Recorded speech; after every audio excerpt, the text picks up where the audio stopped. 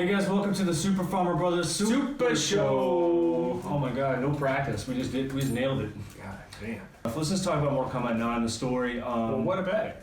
Well, we didn't like the Mortal Kombat X story. No, not really.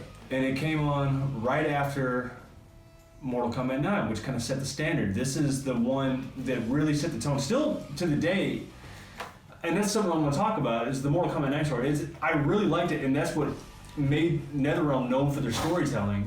And we're going to talk about it, but it doesn't mean it's flawless. I got a lot of stuff to talk about to show that it's not a flawless victory for the story. And I don't know, you said you couldn't even think of anything wrong with the Mortal Kombat 9 story? So not like big issues, no. Okay, then you're going to love, because I got some big ones over here. I can't wait to hear. Alright, so what I liked about the game is that every character had a moment, whether it be small or a mini moment. Every character kind of got introduced, you got to hear him speak, all that shit. So nobody was kind of just like a side character, really. Okay. So nobody was a side character? What do you mean nobody was a side character? You know, there's a little bit of backstory to each character, you know? Like Cyrax, like, you know. Yeah, the characters you used. What was the backstory to Reptile? What was the backstory to Baraka?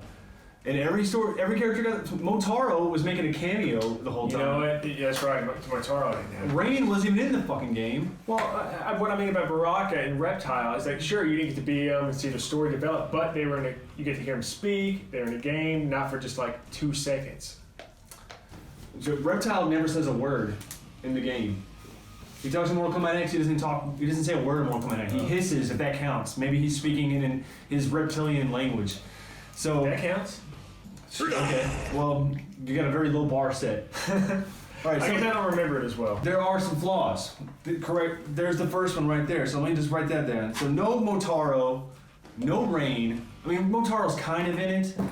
And then Quan Chi's in the whole game. He wasn't even in the original trilogy. I mean, I like him as a character. I like his setup. I mean, he was involved with Sub-Zero and Scorpion before. So, I mean, it does make sense for him to be in there. But, I mean, he gets a slot, and you have to pay for DLC to get Rain. He's not even in the story at all. I mean, they put him in the story of Mortal Kombat X, but still, too little, too late. Wait, Rain wasn't in the story? No. Man, I don't remember this at all. That was only like 2 weeks ago. Okay, let's just flip this over. You have no say. One thing. We're going to see how this goes.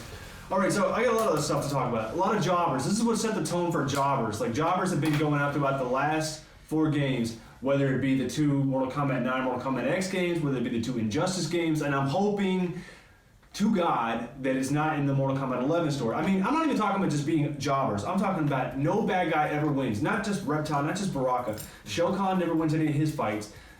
Goro, Kintaro never win any of their fights. Shang Tsung never wins any of their fights. So, Quan Chi doesn't win his fight. So how in the world do the bad guys end up winning at the end of the Mortal Kombat 9 story? You start thinking, all right?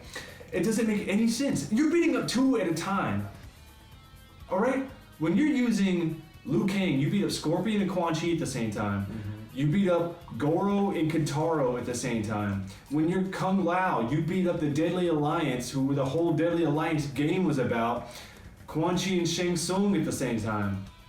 All right, what is this? And then oh my god, I can't even talk about this. You're just beating the crap out of everybody, and then somehow the bad guys are winning? How is this even possible? God, as you speak about it, I remember all this stuff. Saying, oh yeah, but I couldn't think of any of this. I feel like my other things were like bad guys were a threat in the game, and then you just said, I was like, why did I write that down? I didn't remember anything. Yeah, because they tricked you. I've seen the story enough. I'm a big fan. I don't know if you've noticed with all the videos they've made. So, yeah, I like how me talking about it is like the flashback within Mortal Kombat 9 where, like, he must win, and then, like, your brain is remembering all these things. I forgot about that. All right. Well, what I was going to say about Motaro, since you brought him up just a second ago, I was going to say I think it was really cool that Raiden killed Motaro in the sense that it shows how badass Raiden is. But then at the same time, another thing about that, Motaro dies like way too quick. You don't get to really see how badass Motaro is. Everybody that's a good guy that seems like a badass. They're beating up 2 to 3 bad guys at once. Of course. Kung Lao seems like a badass. We have no problems with the good guys looking like badasses. All right? That is not a problem at all. What we need is the bad guys winning. So what you could do is what you kind of did, like sometimes you'd use Smoke and he beats Katana, and then you'd use Katana, then she beats Smoke. So it shows anybody can win. It doesn't show there's a dominant force.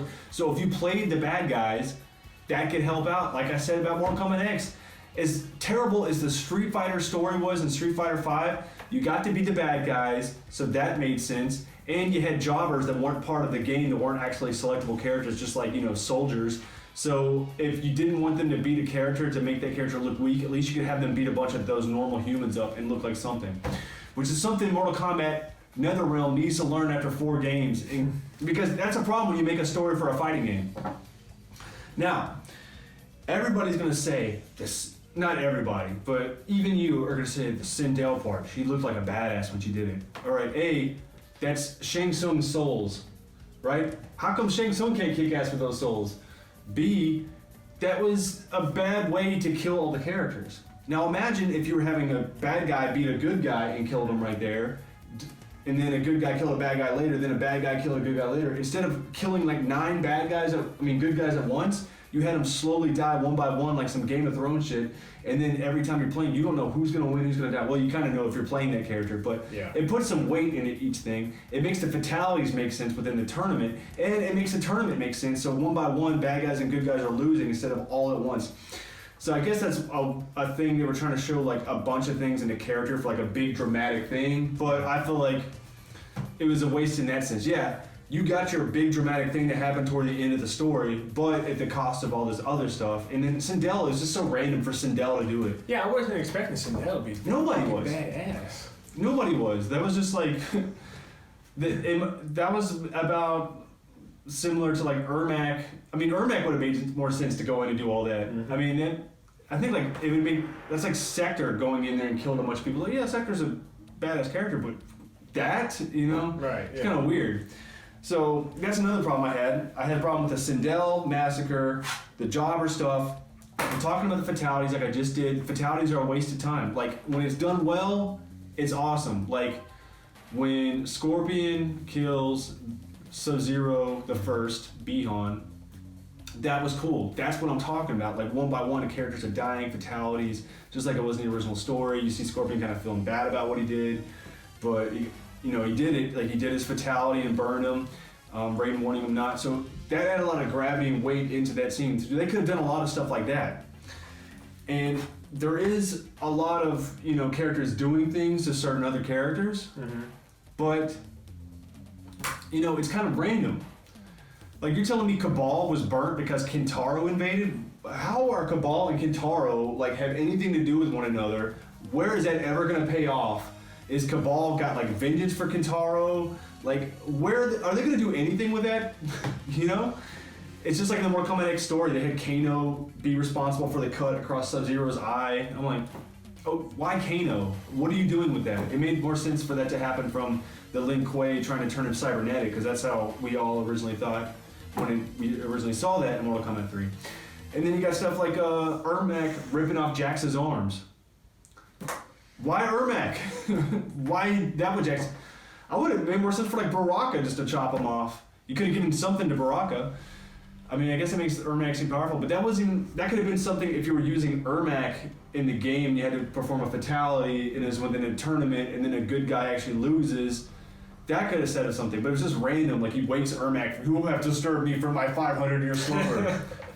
Like, that is kind of how he comes across. Yeah, the voice and everything. Yeah, it's just like, what are you talking about? Go back to sleep. No one tells Ermac to sleep. Whoa! I mean, I did like that it made Ermac look pretty badass, because he is a badass dude. Yeah, but it's just like waking up the genie. 500 years will make you want to rip somebody's arms off. Yeah. Nightwolf is the one that kills Noob Saibot. He just kicks him into that Soulnado. Like, why Nightwolf? It's just so random. You think it would have been like, since Cyber Sub-Zero was fighting Nightwolf like 3 seconds before that, you think that would have been, or Scorpion or Quan Chi, somebody that's associated with him. And then there's just dumb fight reasons. Like, I understand. Like when Sonya and Johnny Cage would fight. Yes! It's just like, I need to escort you. It could be dangerous at it. I don't need an escort. I'm a fighter and a military woman. No, you need an escort. Hands off. All right. I'll show you. You need defended. Beat the shit out of her. Or Jax is like, hey, don't talk about Sonya being hot. Johnny Cage, I just think she's hot. Just breaks his jaw. It's because he's got something for Johnny Cage is involved in the most random fights. And then I like that there was the tournament because they're supposed to be in the story in part 1 and part 2, but they could have made it, I don't know, seemed a little bit more like a tournament. A lot of it was just like kind of like random fights. Fighting.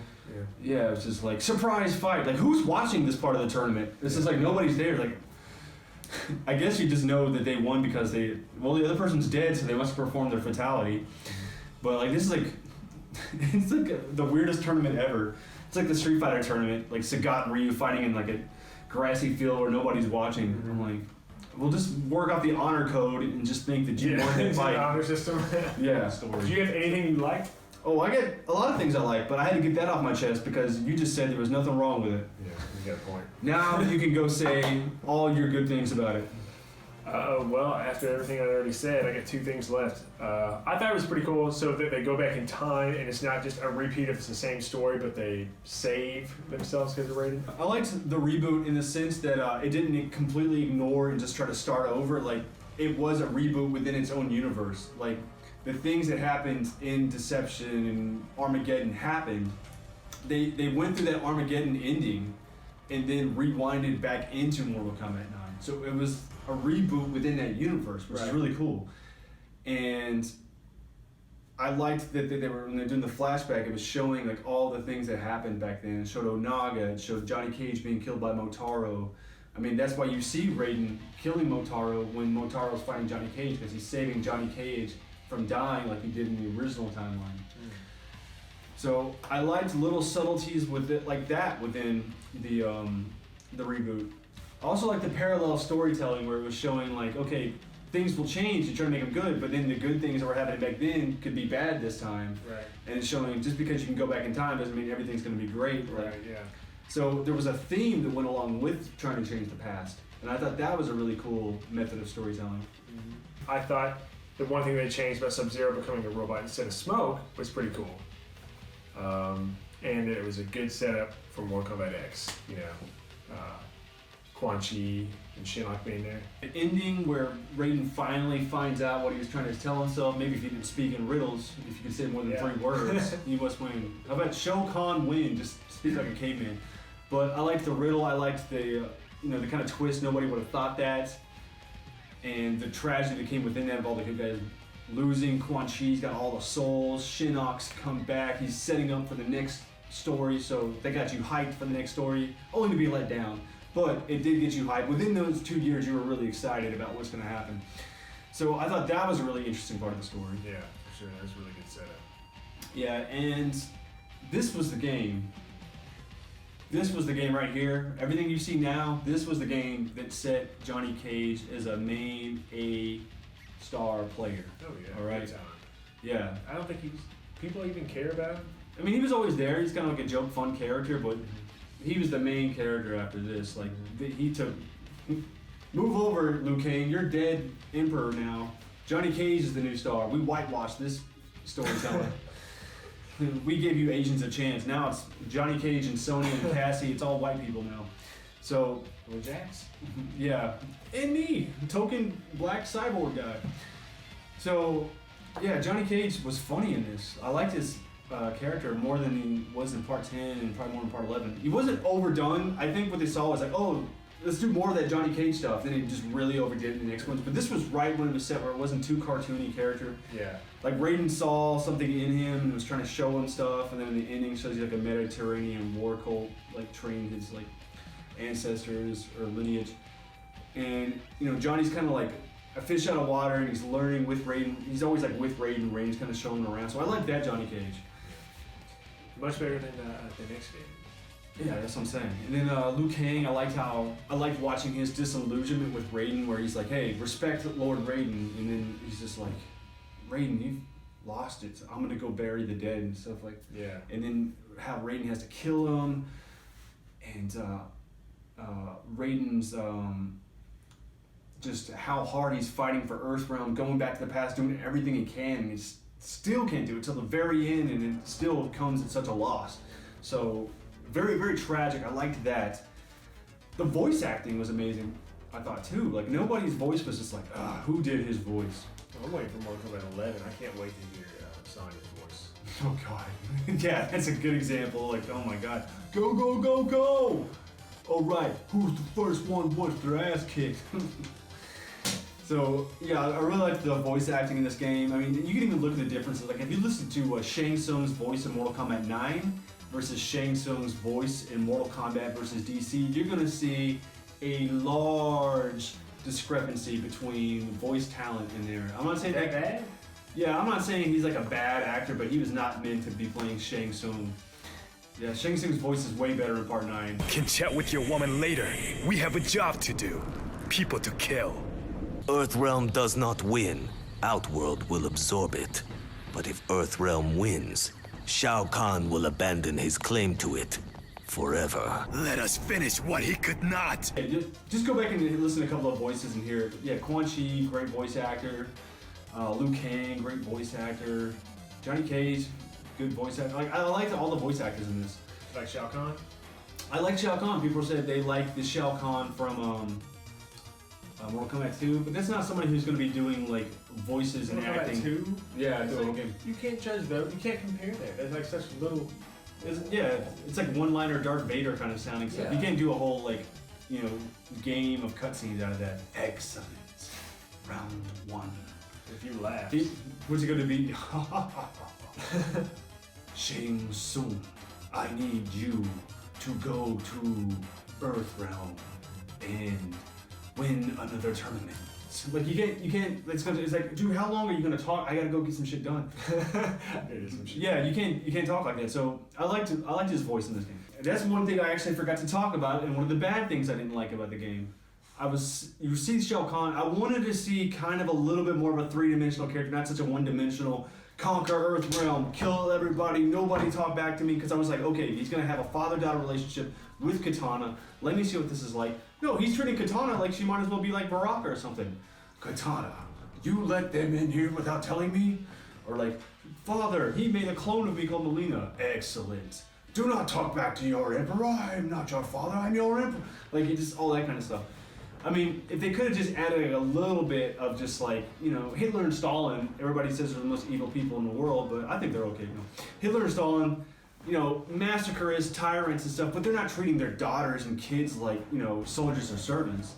So they could have just made that little bit where it shows just a little bit of like human side or character to Shao Kahn. It's not going to completely ruin his image as an overall evil character, but if you add that, it'll make him a little bit more of an interesting character. Right, a little bit of dynamic to him. Yeah, so I thought that would have been a good thing to add. So that's another one of my things I didn't like about the story. Yeah. And I liked seeing Cyrax and Sector human. I thought that was really cool. I forgot all about that. That was really cool to see their human form in the game. A little bit of story instead of just straight to the cybernetic versions of them. Because before, all you ever saw of Cyrax being a human was like his face in Deadly Alliance, and then, you know, it wasn't the best looking face. And yeah, you never saw what Sector looked like originally. So this was really interesting to get a chance to see Cyrax and Sector before, and then see how they would fight, even though it was kind of ridiculous seeing Sector shoot rockets and flamethrowers out of his ninja costume. It was the first of its kind for fighting game story modes to really be put like really that in depth, because usually you'd have like a particular character story mode. This is the first one to really have like an overarching story mode for all the characters where you play them all in there and they're all tied within.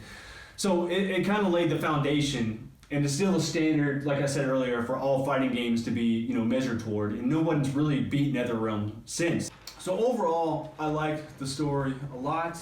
I would give it out of a 10, maybe an 8 at the time, maybe a 7 now. I'm just gonna go with 7 too. Yeah, maybe a 7. I mean, at the time I'd give it like an 8 or a 9, but you know, after further reviews and what they've done with Injustice, and what I want to see, and looking at all the flaws, I'd have to give it a 7 now. But yeah, overall, I liked it. One of the best of the time, and hopefully in Mortal Kombat 11, they'll fix all these things I talked about and make it a good game. Anything else you want to add to this? That's it.